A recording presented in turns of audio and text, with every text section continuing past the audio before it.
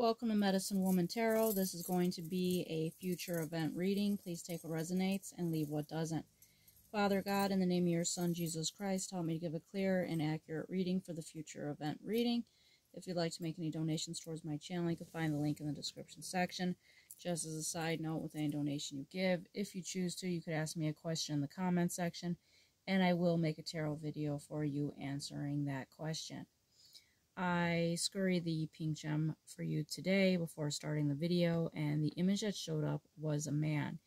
And the man was facing the right direction, and he looked like one of those Greek statues to me.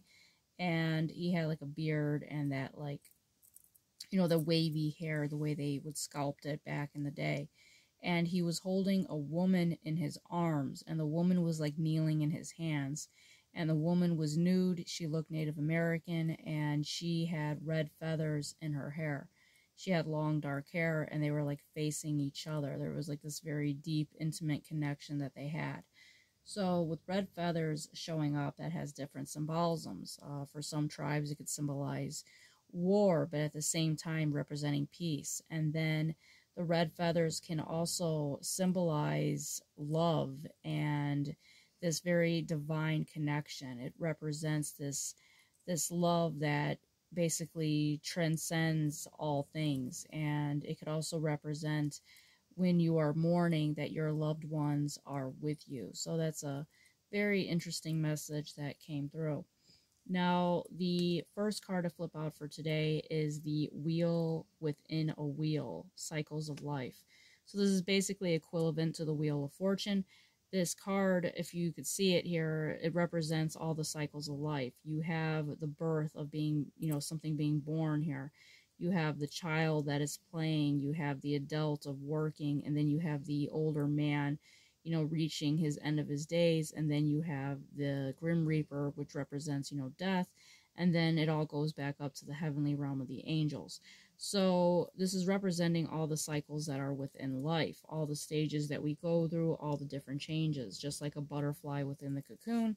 The cocoon, you know, first it starts off as a caterpillar, then a cocoon, it goes into, and then it comes out as a butterfly. So there's always this like changing, always this energy of, you know, transition, but it all ends up being, you know, the same energy, just in different forms. Now, the wheel also represents fate. It represents destiny. It represents, you know, everything going according to, you know, God. His divine purpose is what this represents. And it represents cycles, a continual change, interconnectedness of events, majesty and mystery, hope and guidance, divine providence and fate. So, you know, it's very, very fitting for the future events. Now, if the video clicks off, I will make the second half because a lot of cards had flipped out. Next card out is Strength, Daniel in the Lion's Den. So this is representing, you know, God giving you strength, you know, during all the seasons that we go through, you know, all the changes within our life, whether, you know, good or bad, you know, God is always there for us, and he, you know, gives us strength over our enemies here. So that's a very positive, you know, message that is coming through for you with the Strength card.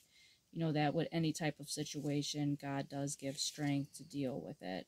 So, you know, that's a positive, you know, message that is coming in, you know, with miracles as well, you know, because God created the miracle of the, you know, the lions not eating, you know, Daniel. So the next card out is the Ace of Candles, Moses and the Burning Bush. And it says here on the card, when the Lord saw that he had gone over to look, let me read again, sorry. When the Lord saw that he had gone over to look, God called to him from within the bush, Moses, Moses. And Moses said, here I am. So this is representing, you know, God communicating to you. You know, he will speak to you through all types of different ways, through nature, through anything. And it's letting you know to expect that throughout your life, of God communicating to you, him always letting you know that he is present. So that's a beautiful message that is coming through as well. And like I said, also representing, you know, the miracles that take place when God communicates to us, and that, you know, that beautiful, you know, energy. And it represents divine inspiration, new beginnings, potential for transformation, a call to action, creative and spiritual energy as well. Next card out for you is the Six of Candles. So you have lots of fire energy here. Six of Candles represents when the trumpets sounded, the army shouted, and at the sound of the trumpet, when the men gave a loud shout, the walls collapsed. So everyone charged straight in, and they took the city, the fall of Jericho.